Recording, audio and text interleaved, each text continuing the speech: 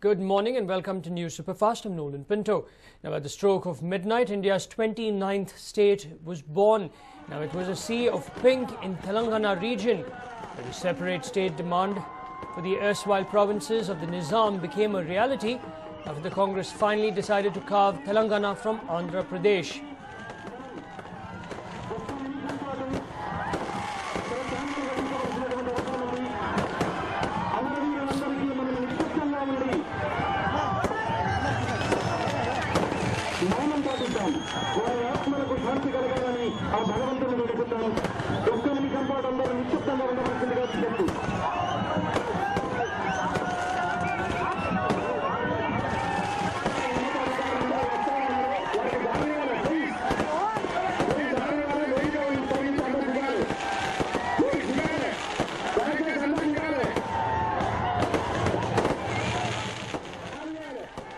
Central rule had been imposed on the 1st of March after N. Kiran Kumar Reddy resigned as the Chief Minister of Andhra Pradesh.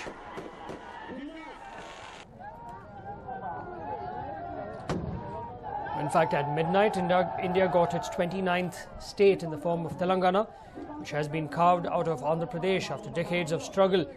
The supporters of the TRS, which has been at the forefront of the movement to create a separate Telangana state, planned grand celebrations, and you can see there firecrackers being burst.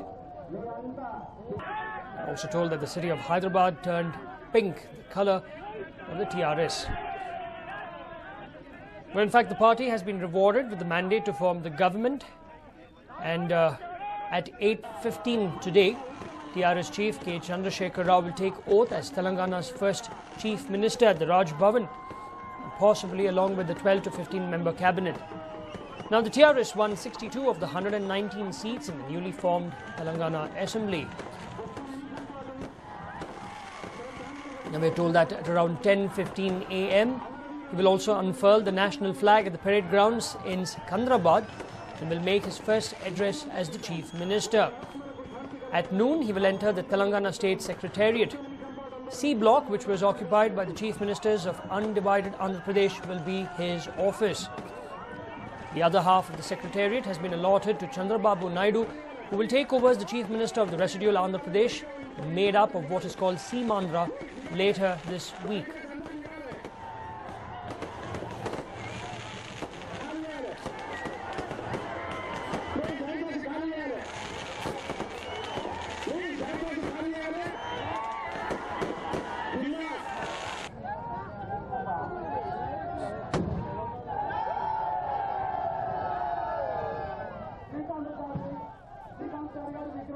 Well, at around 8:15 this morning, Telangana Rashtra Samiti or TRS Supremo Rao will be sworn in by Governor E.S.L. Narasimhan, who will serve as the governor for both the states.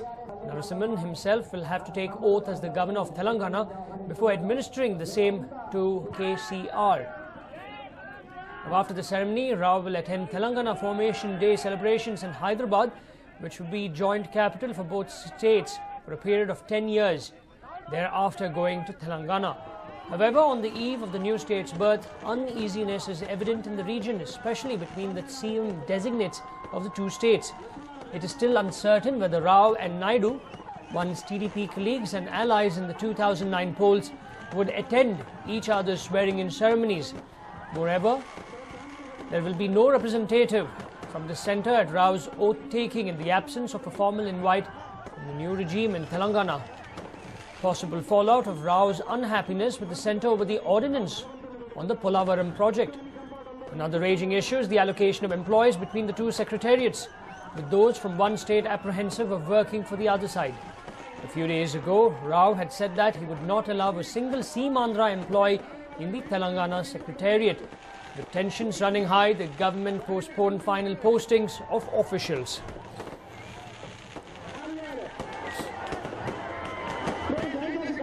In fact, we're told that KCR is expected to formally take charge at 12:52 p.m. And the first cabinet meeting will follow, at which the Chief Minister will approve Telangana's new logo,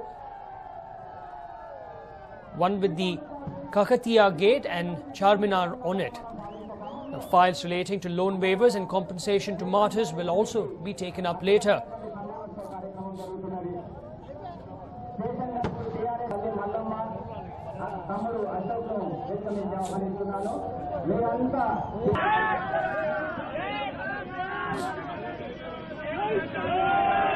In fact, at midnight, Hyderabad celebrated the birth of Telangana, India's 29th state.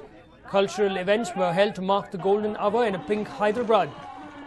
Dressed up in the colours of the Telangana Rashtra Samiti, which claims credit for the birth of Telangana after decades of struggle. In fact, it has been rewarded with the mandate to form the government over there.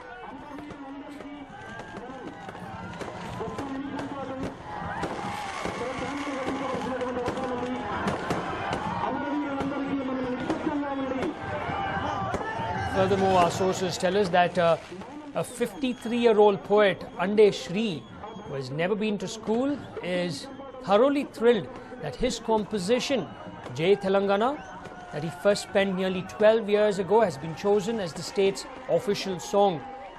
And the song has been widely sung and used during the Telangana struggle.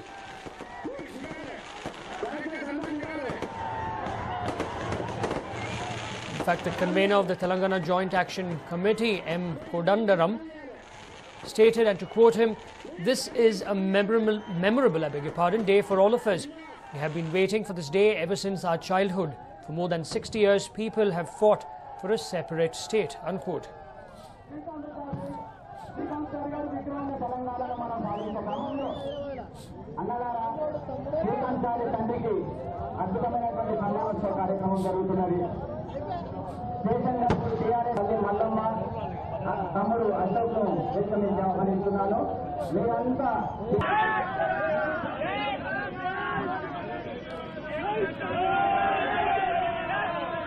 Now, the TRS has been rewarded with the mandate to form government, and at 8:15 this morning, TRS Chief K. Chandrasekhar Rao will take oath as Telangana's first Chief Minister at the Raj Bhavan, possibly along with the 12 to 15-member cabinet.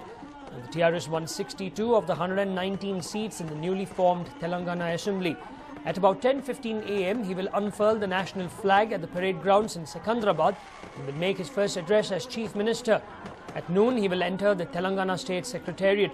C Block, which was occupied by the Chief Ministers of undivided Andhra Pradesh, will be his office.